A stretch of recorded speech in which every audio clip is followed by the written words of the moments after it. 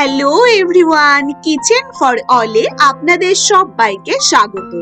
প্রতিদিনের মতন আজকেও নিয়ে চলে এলাম একটি দারুণ মজার রেসিপি, পনির ব্রেড রোল।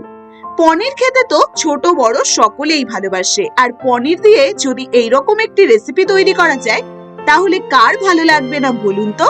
চটপট রেসিপিটি প্রথম থেকে শেষ পর্যন্ত আপনারাও দেখে নিন। প্রথমেই নিয়ে নিয়েছি পনির। এবার পনিরটাকে ছোট ছোট পিস করে কেটে নেব। যার যেরকম চয়েস, আমি এখানে 4 টুকরো করেছি, আপনারা চাইলে 8 টুকরো বা 6 টুকরো করতে পারেন। ছোট ছোট কিউব করে পনিরগুলোকে কেটে নিতে হবে। এবারে তাতে নিয়ে নেব বড় চামচ দিয়ে 1 চামচ আদা রসুন বাটা আর বড় চামচ দিয়ে 1 চামচ টক দই। এবার খুব ভালো করে পনিরগুলোর গায়ে খুব ভালো মতন মিশিয়ে নিন।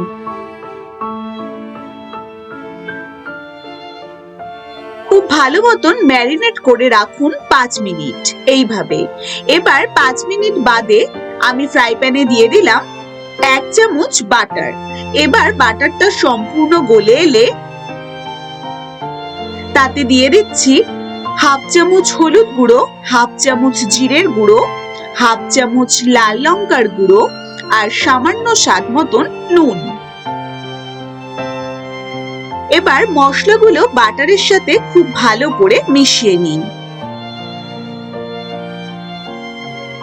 বাটারের সাথে মশলাগুলো খুব ভালো করে মিশিয়ে এবারে তাতে ম্যারিনেট করা পনিরের কিউবগুলো দিয়ে দিতে হবে।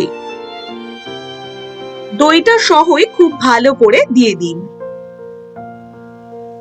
এবার পনিরের কিউবগুলো হালকা 4 থেকে 5 মিনিট একটু নাড়াচাড়া করুন। খুব ভালো মতন 4 সাইডে লাগিয়ে নিয়ে এবার ওপর দিয়ে দিয়ে দিচ্ছি বেশ কিছু ধনেপাতা কুচি। এবার আরো হালকা খানিকক্ষণ নাড়াচাড়া করে যখন একটু ড্রাই হয়ে আসবে তখন পনিরগুলো আস্তে আস্তে তুলে নিন। এই রেসিপিটি একবার করে দেখবেন, ভীষণ টেস্টি হয় আর বাচ্চারা কিন্তু টপার টপ খেয়ে নেয়। এবার পনিরগুলো সুন্দরভাবে একটি প্লেটে তুলে নিন। এবারে আমি নিয়ে নিয়েছি কতগুলো ব্রেড। এবার ব্রেডগুলো সাইড থেকে ব্রাউন জায়গাটাকে বাদ দিয়ে দেব। সাইড থেকে 4 সাইড থেকে ব্রাউন সাইড গুলো ফেলে দিন।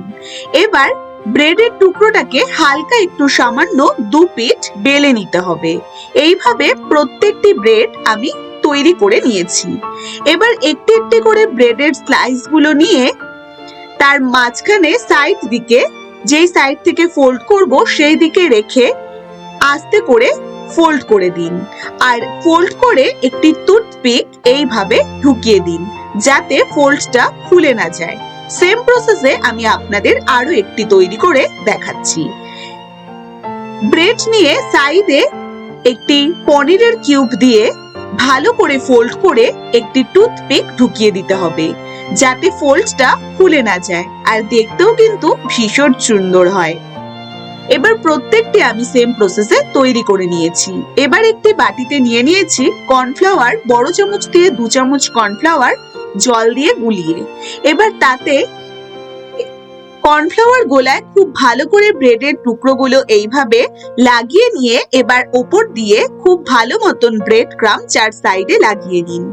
বন্ধুরা, কর্নফ্লাওয়ার গোলায় কিন্তু একদমই ছেড়ে দেব না, তাহলে পাউরুটিটা একদম পুরো সোপ করে নেবে আর পাউরুটিটা একদমই কর্নফ্লাওয়ার থেকে তুলতে পারবেন না। তাই হাতে রেখে 4 সাইডে কর্নফ্লাওয়ার লাগিয়ে ব্রেড ক্রাম্ব লাগিয়ে নিতে হবে খুব ভালো করে।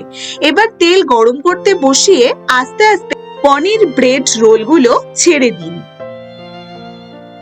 এবার ছেড়ে দিয়ে দেখুন একটি সাইড হালকা 1 মিনিট 2 মিনিট রেখে আরেকটি সাইড উল্টে দিন।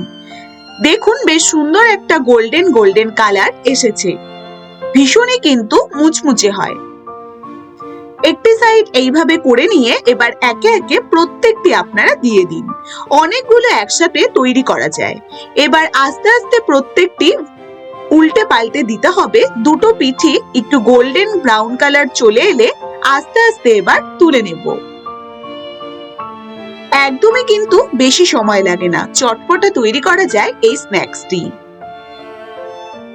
এবার আস্তে আস্তে সবগুলো সুন্দরভাবে তুলে নিন আর সুন্দরভাবে এবার সাজিয়ে নিয়ে গরম গরম পরিবেশন করুন জিভে জল আনা পনির ব্রেড রোল।